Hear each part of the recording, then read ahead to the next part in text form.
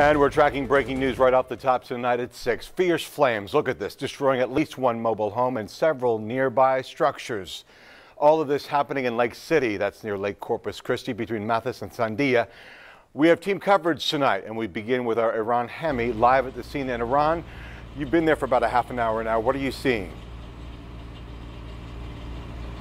Well, I'll tell you, this looks like a complete forest was wiped out here, just completely barren. The fire started over there, as you see right over there. There are some outhouses that are just completely gone, small structures, and I'm told the fire moved so fast quickly and jumped across the street, destroying one full trailer. And I actually just spoke with the owner of that trailer, and she says luckily nobody was home, but she got a call right when the fire started from her friend, and then not 5 minutes later, she got another call saying the trailer's gone.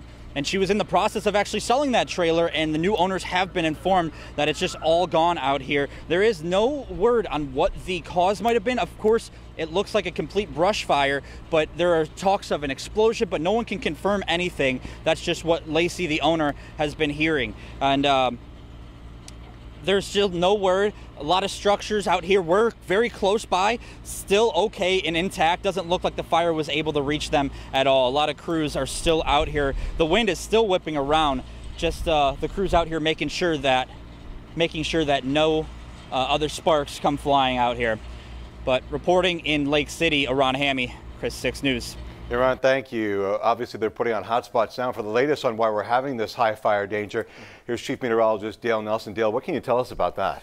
That's right, Paul. The brush fire and the incident of it is going to go up with the conditions that we have. The peak wind gusts today were 41 miles an hour, so the wind is a big issue when it comes to brush fire and the high danger alert for fires. Right now, the wind gusts in the area are in the mid to upper 30s. They're coming down because clouds have moved over.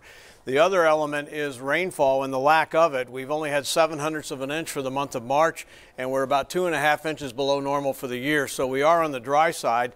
And when you combine that with an exorbitant amount of brush, more than we ever see at any other time of the year in March, that's where we have a problem. We're also in a moderate to severe drought across the region.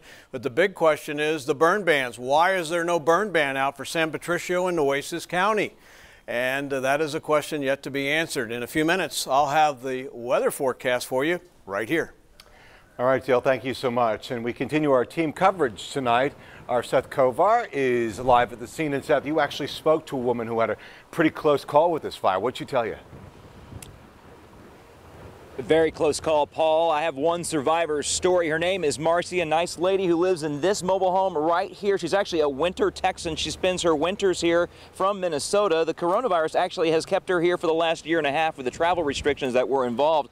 But she was having a late lunch this afternoon and she heard some kind of loud noise. It's not clear how that was affiliated with the fire, but she opened her front door to check it out, and that's when she saw a wall of flame. She thought to herself, everything's on fire. She quickly grabbed a neighbor who had already called 911, and they started walking, looking at other houses, fearful that some houses would catch fire. Of course, one did burn, as Iran told you, but thankfully nobody lived in that home. I gave Marcy the opportunity to thank firefighters for saving her house on camera, but she decided to do it in person. Take a listen. Hey, firefighters, you're doing a good job. Thank you for saving my house.